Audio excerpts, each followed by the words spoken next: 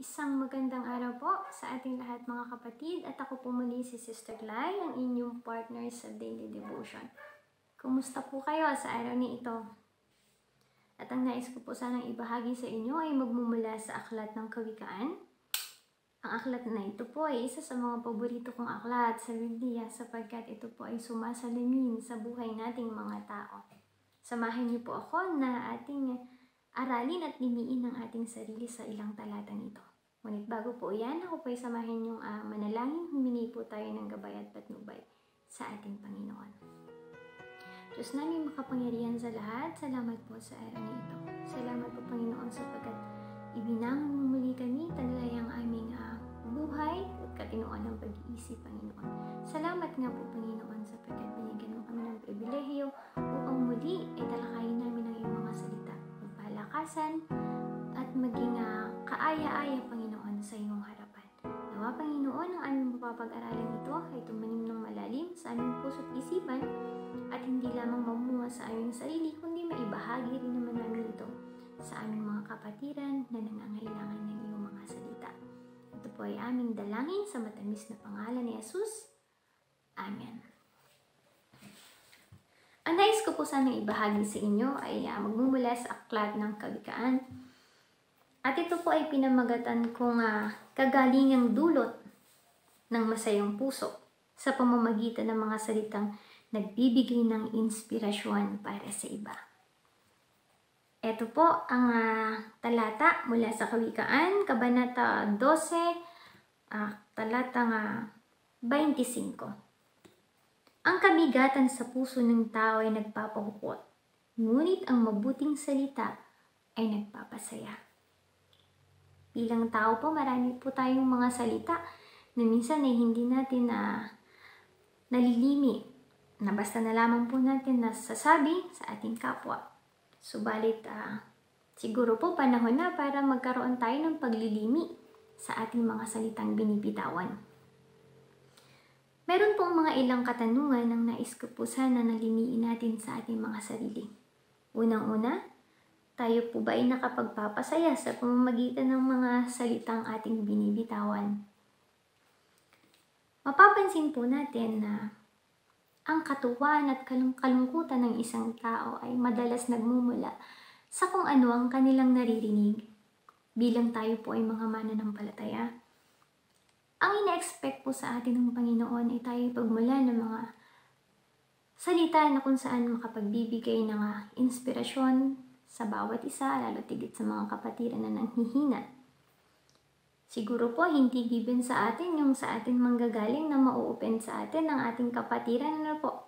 Pagamat minsan may sablay talaga, minsan ay hindi naiiwasan bilang tao.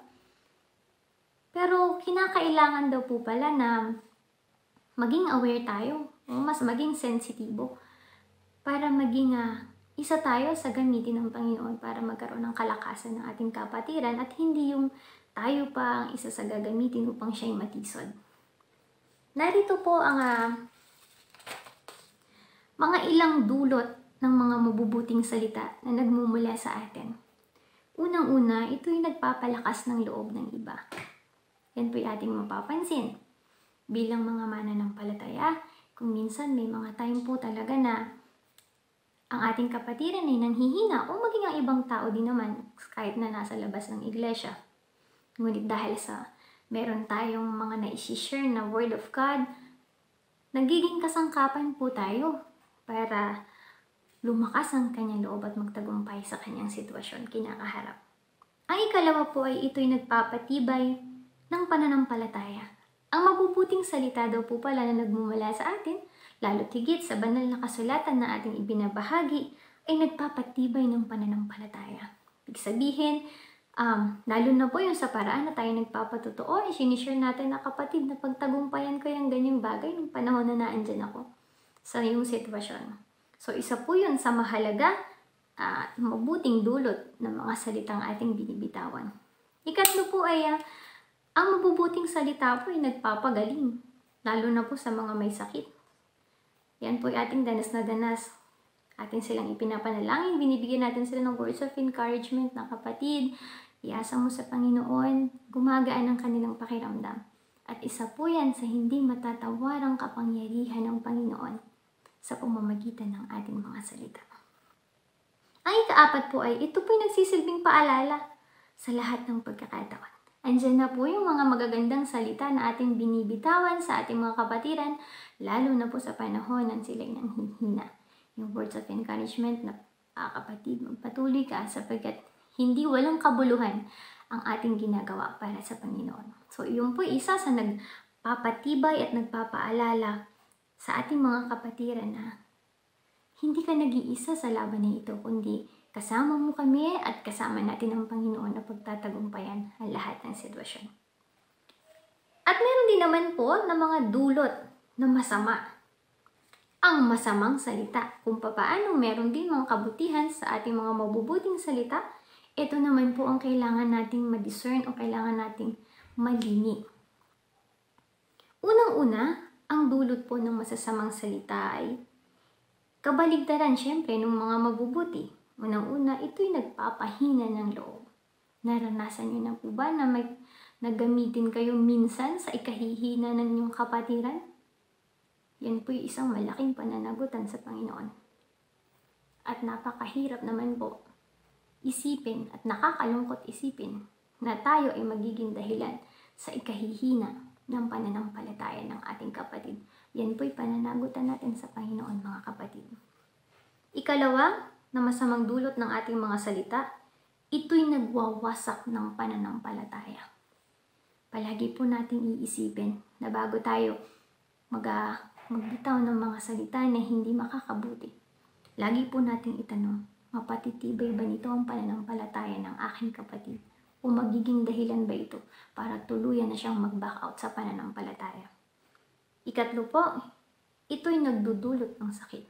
Naranasan niyo na po ba na magsalita sa inyong kapatiran o sa inyong mga sa loob ng inyong pamilya ng masasakit na salita?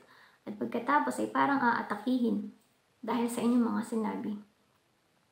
Yan po isang malaking pananagutan na kung papaano ang ating emosyon, ang ating salita ay may malaking bahagi sa emosyon natin. Nawa po ay hindi naman tayo maging dahilan sa ikapapahamak ng pisikal na aspeto ng mga nakapaligid sa atin. Alala niyo po ba ang sinasabi ng doktor? Paalala ng isang doktor, kung halimbawa may pasyente siya na may sakit sa puso, hindi po ba't ang lagi niyang bilin ng doktor ay iwasan muna ang mga stress?